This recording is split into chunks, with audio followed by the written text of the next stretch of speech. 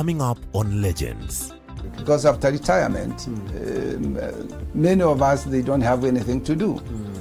What they know best, what they know best to do is preach. It is a lonely situation because sometimes you can sit throughout the day or two without hearing, receiving any call.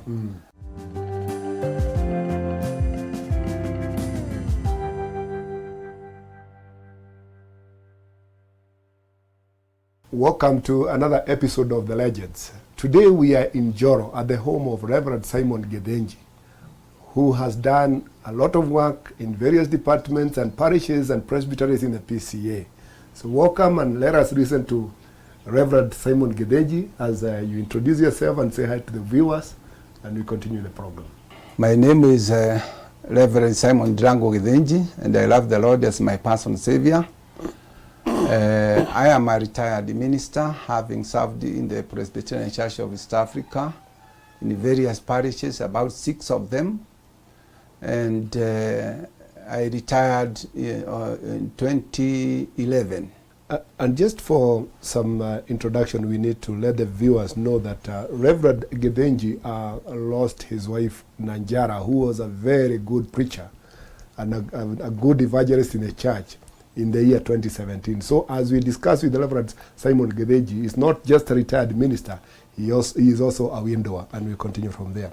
So, and Reverend Githinji, I know for many years you have been the chairman of the Ministers' Children's Fund, the children of those ministers that have died, and you have been an advocate about their support and all. Can you tell us more about that fund?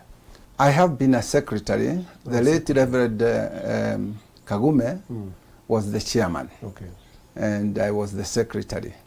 This fund was started in 1990, where the ministers decided at Kanamai, Mombasa, that time has come now to help themselves.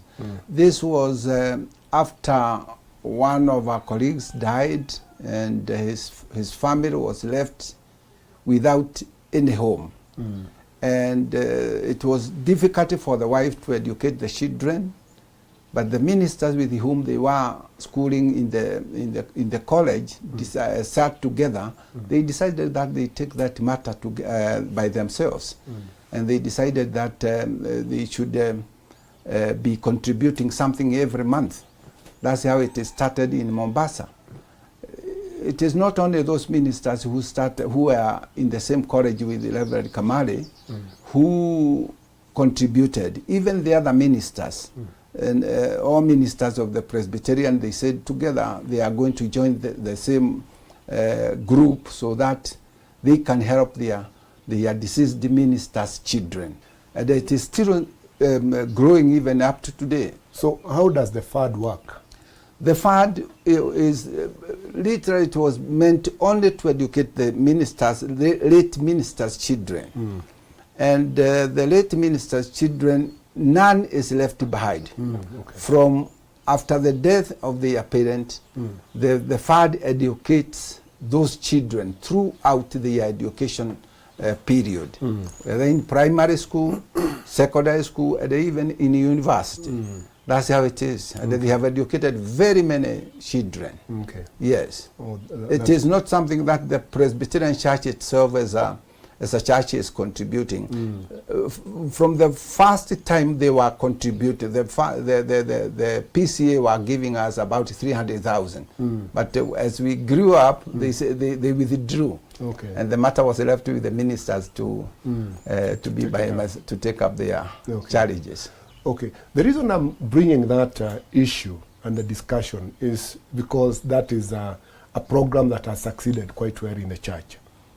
We're dealing with the retired ministers, and we have some ministers who may not have been adequately prepared for retirement. Do you think that kind of a program can be replicated to cater for retired ministers? If the church can organize this one from the word go, the ministers will get something to eat. Because after retirement, many of us, they don't have anything to do. what they know best, what they know best to do is to preach. And you can't come and start preaching from in your villages and everywhere. Yes. But if the presbyteries, the entire church opens that forum, I think it will be. But the question will be, who will be contributing for their upkeep so that this fund can come? We as ministers, we are contributing to the Ministers' Children's Fund because it is affecting us. Who do you think the active ministers, will they be able to contribute? The question is that one. Unless it is raised in the national fraternal, and then they find ways and the means at least to be put into the budget of the church. If that one is done, well and good. But even those that started contributing for the children of the ministers are the ministers who are alive, not for their own children. Some did not know they would head there. So even those that may contribute for the retired ministers, we are heading there. Well, I agree with you. If there will not be any dispute that they are taking care of us, if they can do as you are saying, then the fund will be quite okay. But again, if the ministers, the retired ministers also, if they are told to contribute, even themselves, sometimes maybe very little that they can get. Some, they don't have any income, others are sick, and they will feel receive.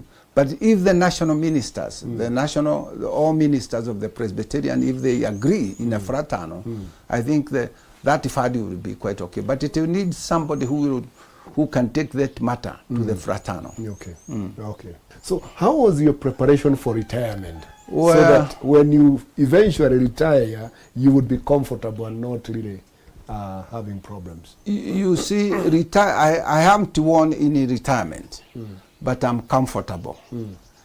Because retirement is not like death, where sometimes we hear people, they say, we did not expect such a kind of death. Yes, death you cannot expect, but retirement you expect. So someone individually has to sit down and then decide what kind of retirement. You choose your retirement. You don't retire like any other person. You retire your own retirement, knowing that you have got to be prepared in all areas. Medically, you must have what we call medical cover. You clear all the loans that you have, because as you go to retirement, if you go with the loans, then you'll not be able to manage it. So I don't myself, what I have done when I came, I decided that I should have something to do. You must plan. Now my plan, when I planned to come, I had to know what have I planned to be when I come over here. I decided to come and become a farmer. And that's what I have been doing all those years. Over now 12 years, I have been a farmer. And I dug my borehole where I sell water. I have a tractor where I cultivate for other farmers. I have got my greenhouses over here where I sometimes I grow tomatoes. And a few cattle. You seem to be quite comfortable and very busy busy. Farming. I am. And you are still actively in some way engaged in the work of ministry. How do you manage those two? It is you who is going to manage yourself. Don't let somebody else manage you. But retirement, you need even the cooperation of your family, the other members of your family, that they will be helping you here and there, and the workers that you have. Now, you are a retired minister, and as we say again, sorry, you lost your wife some 5 years ago. How has life been? It is tough. My wife is not there. She was a great help to me in the ministry and to the entire church. But all in all, like Paul, if you feel like remaining like without getting married once again, you remain. It's your decision. If you want to marry, you remarry. I decide not to. The life is not easy, but it is easy when we cooperate. And usually we are cooperating with I'm cooperating with my children. Okay. Yes. So do your children live around here? No, my children, they don't live here. I only live with the workers. Okay. My daughter is in Nairobi, in media services, and my son is in Britain, British Army, and that's all. Well, those are my children. I had another daughter who passed on after their mother. Yes. Yes. That's sad. So, as a retired minister, and I know retired ministers, some of them are confined in their homes and some not as engaged as you are. Would you recommend that the church looks into ways and means of forming a fraternal of retired ministers? It is very necessary because each one of us lives alone. We don't meet as how we used to meet with other ministers. Even if we are attached to presbyteries, we don't remain the same constantly together because we are not active. Unless when there is a fraternal for presbytery ministers, we don't have anybody else. So if the church can decide to give us a national fraternal for retired ministers, which should be organized by this GA office, then we would be very happy. So because we can meet together and then see how and check on how each one of us is faring. Some of us, they are not doing anything and they feel lonely. It is a lonely situation because sometimes you can sit throughout the day or two without hearing, receiving any call. But if you are motivated that to be told we still have time to live, I think it is very necessary. I would advocate for that one. And I'm willing to bet there are some ministers that you worked together with and you have not seen them since their retirement. Oh, very many, very many. I have very many. I haven't seen them. I don't know how they are living. We don't call one another. And you see, in retirement, usually we are advised when you retire, please go back to your old colleagues, look from your schoolmates. Some of us, we may not be having schoolmates who are still alive. Those people are the people that you can work together. Viewers, we are going to take a short break and continue with this conversation after the break. Thank you.